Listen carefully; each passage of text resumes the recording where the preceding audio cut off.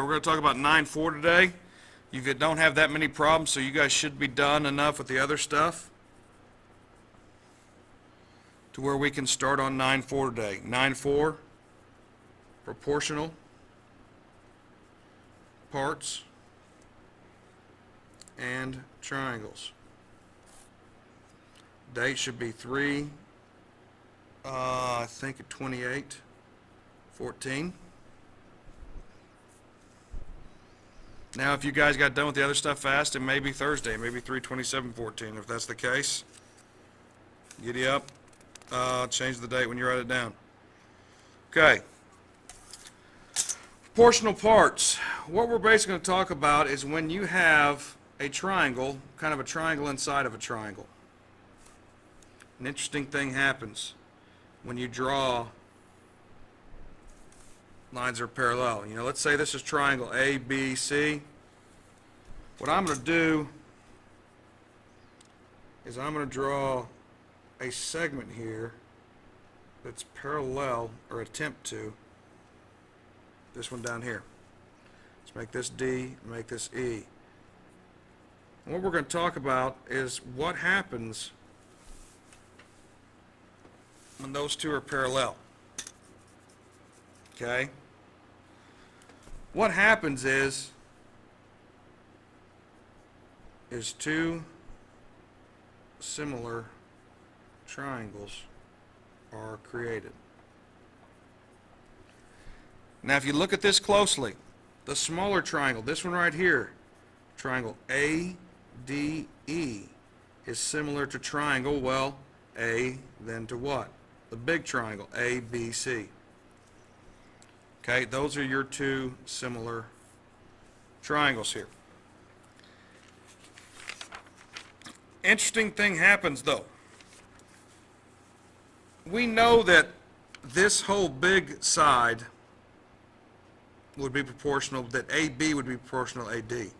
But what's nice that happens here is that proportional parts are created. And that's why the title is Proportional Parts and Triangles. If I was to make this side X and this side Y, this side S and this side T, it turns out, you know, this is from here to here, that X over Y will always equal S over T. Or if you were going to write that in terms of the side, AD over DB would be proportional to AE over EC. Okay? What you've got here is it cuts it into proportional parts. This over this would equal that over that. Okay? Which is a nice thing, because you can do a lot of problems like this. And it's just kind of an extension of what we did in 9-4. So if you get your worksheet out, and everyone get out the worksheet for 9-4, we'll do some of these problems right quick. Complete each proportion. First of all, they say that AD over AC. So AD over AC. So that's the top part and the whole thing. That would be proportional to, well, the top part, AE, and the what? Whole thing. So you would put AB right there. Okay? Now erase that, so I'll erase this so we can kind of label it again. Now we're going to say AD, so this part over DC, this part, not the whole thing, just this part. Well, that's going to be proportional, should be AE over EB, right? So AE over EB.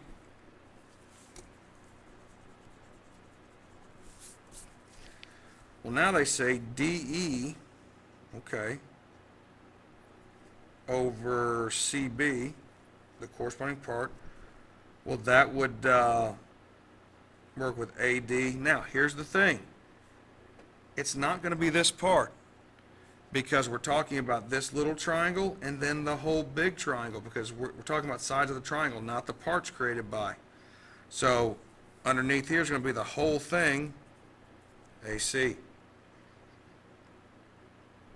If you're dealing with a side of the triangle, two sides of the triangle, your other one has to be two sides of the triangle.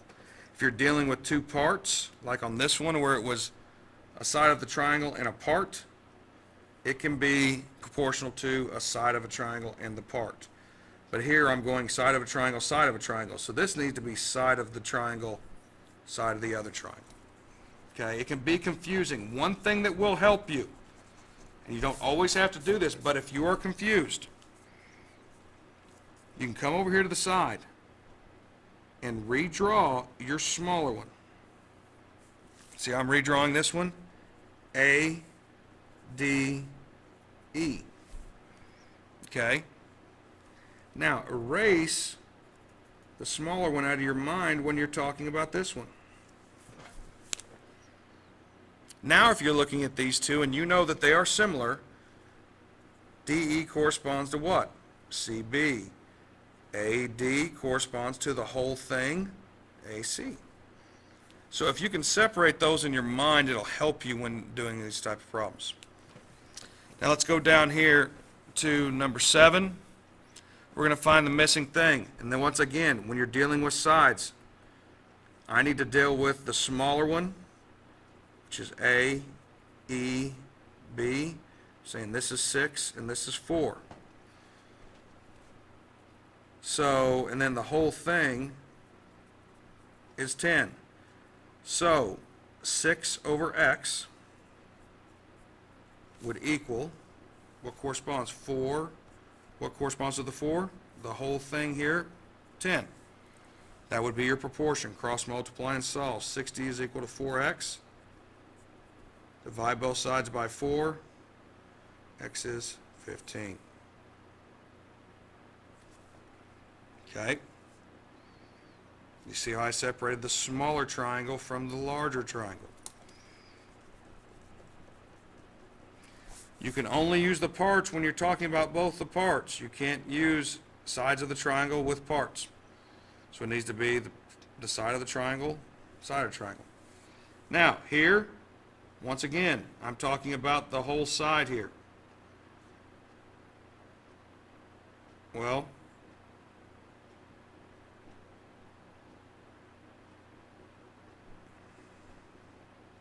this isn't a very good problem because they're wanting you to assume that they are congruent. So I'd like you guys to just, and I've told you guys not to assume anything.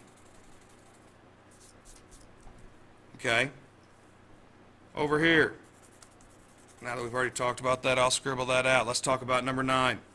Here I have something for both the parts. Here, life's a little easier on you. X over, what's the other part? X plus 2 would equal 6 over, what's the other part? 9. Cross multiply. 9x is equal to, and remember, you got to distribute this 6. 6 times x would be 6x, but also 6 times 2. So plus 12. Subtract 6x from both sides.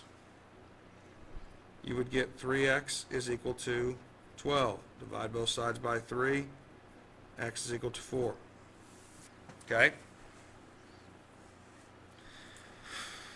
That should be enough to get you guys started. I'll be here on Monday, so we'll be able to go over this again if need be. We're going to do numbers 4 through